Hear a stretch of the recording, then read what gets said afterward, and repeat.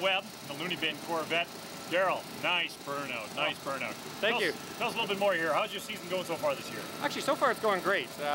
We haven't been hurting hardly any pieces, and the car's going straight.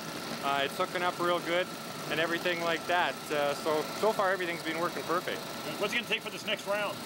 Well, we're going to put a little more blower into the car and a little more clutch to see if we can get it to leave a little bit harder and get that 60 foot down just a little bit on it. What do you think of doing on the burnout contest at 4 o'clock? Oh, we're going to lay a little bit heavier on the burnout. We got to keep that in Canada. We certainly can't let it go across the 49th parallel. Terrific. Nice pass last night. Got a low AT. Pulled off a 26 this afternoon. Your thoughts? Well, last night we were pretty confident that we'd get down the racetrack with a combination. But today we were a little worried about the sun on the racetrack, so we made it a little softer. And it handled it well, so now we have the feeling we could be a bit more aggressive and try to run faster. So what's going to take for the next round here? You got a little bit of competition from down south. Yeah, we'd like it to run a 16 of some kind, comfortably under control. And the way things are going, the racetrack holds on, I think we can do that. Our Buzz, nice second place setting here for this afternoon. What's it going to take to get together for the next round? Probably about another hour. And what happened in the last round? Oh, we just went through the clutch. We just haven't got up to the altitude of the track conditions yet. We loosened up the clutch a little bit, and we loosened it up a little too much and went right through it. And we understand you also run an altered body. Yes, we do. We got an altered body and run quite a bit on the coast, quite a bit. Good. I understand you set a record. Yes, we set a world record, not a national record, a world-blown altered record. We ran a 596, 231. About a week ago in Woodburn, Oregon. Good. It's your first time up here? Yes, it is. Love it much. What do you think of the track? Well, it's real good. We just haven't tracked smarter than we are right now. Well, here with Todd Mickle here. And Todd, you've been up here a couple times before, but you're campaigning a new vehicle, new car. Tell us a little bit about the new car. Yeah, this here's a 97 Ford Mustang. We just debuted this car last year at the Northwest Nationals in Seattle. We talk about a chassis and a car. It just works so good. We get up here at these high altitude tracks, and well, I'll tell you, you got to have a chassis that'll twist in order to take the horsepower and try to make them run right. So it's just a sweet car. So you started off this morning. What'd you get for your first round here this morning? The first ran a 641. 641. Not too happy with that though, because we're used to running some O's and low teens, those kind of normal runs. Of course, the altitude is a little bit different. But talk about a spectacular facility. I mean, the racetrack here, the fans. I mean, this is a great place to come. Terrific. What kind of combination do you think it's just going to take for the next round here to move up? Well, I think a little bit more clutch in the car, a little more boost on the blower, and maybe the driver leaves a little bit quicker on the reaction time. Maybe we'll do a lot better.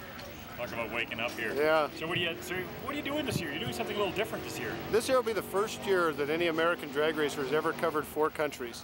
And luckily enough, I get to wave my flag and say that I'm the guy. Me and this crew behind me. Tell us a little bit about your details on this. Well, from my understanding from Carl Olson at the NHRA, they've never had an American drag racer cover more than 3 countries in 1 year. And so this year will be a first. Calgary and Edmonton are part of that tour. And the middle of next month, the car gets shipped to Japan for 2 race dates in Tokyo in late August. And then from there, the car will come back and it'll do a points race in Las Vegas, well, hopefully in Vegas and Phoenix. And from Phoenix, it'll go back to South America and Brazil. And therefore, it'll wrap up 4 countries, which is pretty incredible. Who would have thought that drag racers would be covering countries instead of just racetracks here in the 90s?